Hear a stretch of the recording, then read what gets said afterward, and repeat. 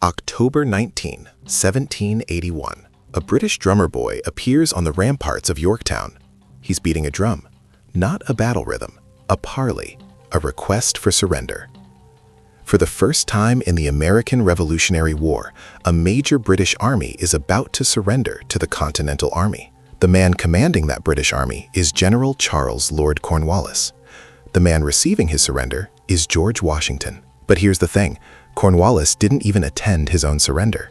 He claimed to be ill and sent his second-in-command instead.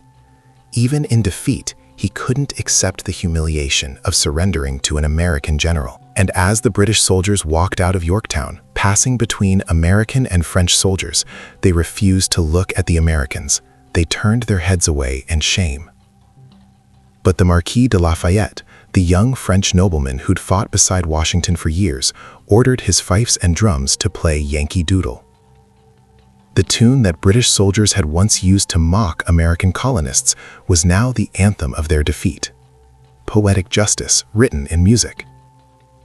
By the summer of 1781, the Revolutionary War had been going on for 6 years. 6 years of fighting, 6 years of sacrifice. The British had been fighting a two-front war. They held New York with General Henry Clinton. They held the South under General Charles Cornwallis. They held scattered positions around the colonies. But they were exhausted, and they were losing the support of their own people back in England. The British public was tired of the war. In America, George Washington knew something that few people understood. He didn't need to win a decisive military victory to win the war. He just needed to keep his army intact and keep fighting. As Washington himself would later say, "I could not win by defeating the British army in battle.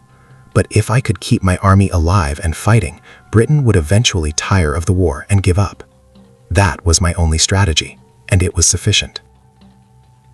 By the summer of 1781, Cornwallis had been chasing the Marquis de Lafayette's smaller army all over the South, from South Carolina to North Carolina to Virginia.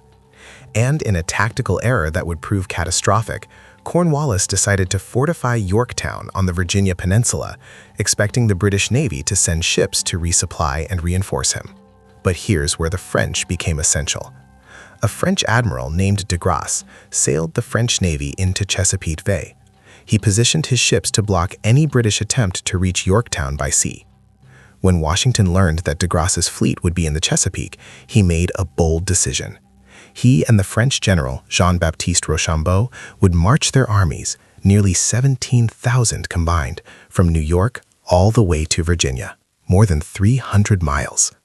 It was one of the largest and most difficult troop movements of the entire war. When Washington and Rochambeau arrived at Yorktown on September 28, 1781, they immediately began the siege. Cornwallis quickly realized he was in trouble. He had about 8,000 men, mostly British regulars and Hessian soldiers. He was facing 17,000 Americans and French. But Cornwallis made a crucial mistake early in the siege. He ordered his men to abandon the outer defensive works and concentrate everyone inside the town.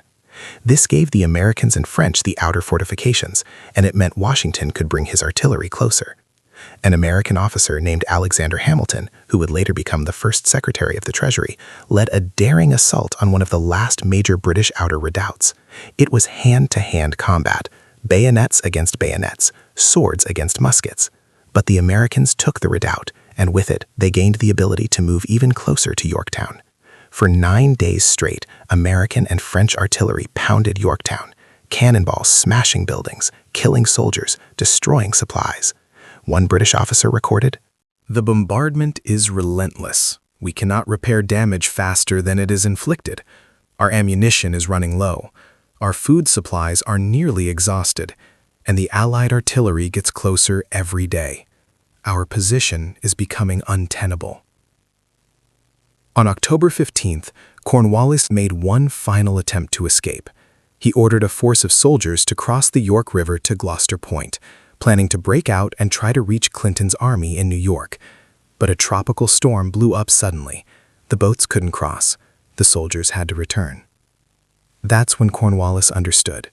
There was no way out. Early on the morning of October 17th, Cornwallis did something no British general had done in this war. He ordered a white flag raised. A British drummer boy appeared on the ramparts, beating the parley, the signal for negotiations. Washington received the message and agreed to negotiate surrender terms. The surrender ceremony was set for October 19th. On that day, British and Hessian troops marched out of Yorktown between two long lines of American and French soldiers. According to eyewitness accounts, the humiliated redcoats marched between the columns of French and American soldiers, more than a mile long. Cornwallis did not attend, citing illness. Instead, General O'Hara led the British troops. When O'Hara offered his sword to the French commander Rochambeau, Rochambeau refused it and pointed to Washington. But Washington also refused, saying he would accept the sword from no one but Cornwallis himself. The sword was finally accepted by General Benjamin Lincoln, Washington's second in command. Even in surrender, Washington understood the importance of dignity.